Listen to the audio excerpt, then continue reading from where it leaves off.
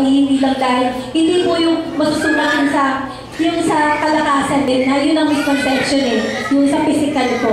Kundi po ito po yung nasa, yung puso ko, yung kaligayahan ng puso niya po, na nagmumula po sa Diyos.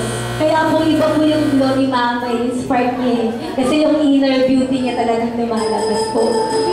At saka, sino pa naman ang ilalabas ang beauty sa ganyang gown? Di na yun naman. Kahit malilim po, matasagasaan si Mama, pinili talaga namin.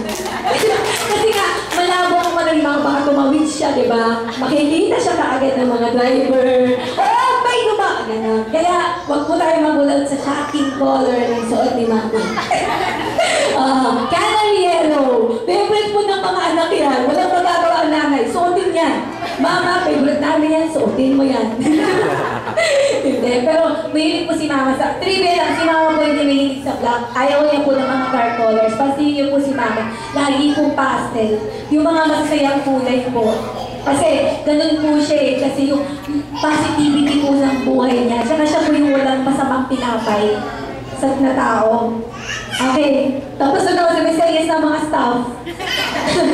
Okay.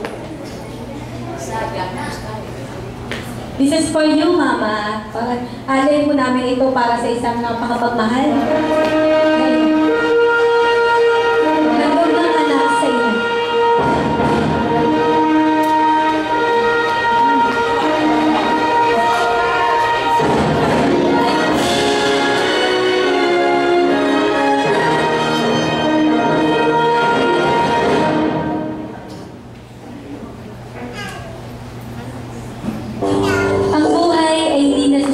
Sa bilang ng taon, kundi sa pag-ibig na inialay sa mga alaala na nakalipas na puno-puno ng aral sa puna po.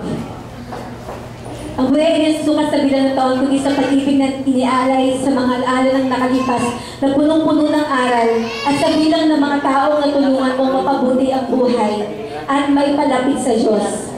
Mama, ito po ang pagkakataon namin upang ibahagi ang naging buhay niyo po sa nakalipas na 6 na taon. Good morning, it's the day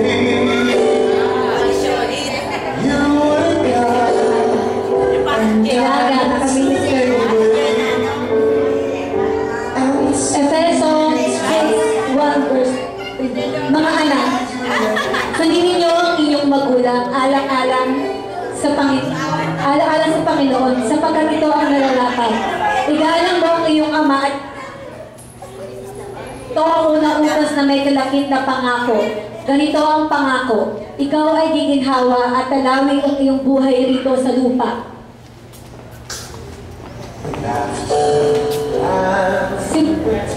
Mapagmahal,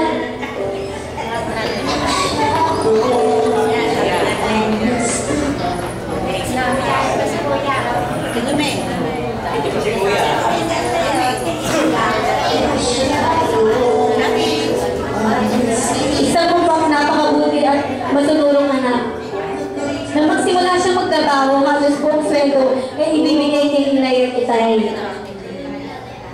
Magpagmahal at matulungin kapatid, nagsisilbing tagapamagitan lagi, dulot ay pagkakasundo-sundo.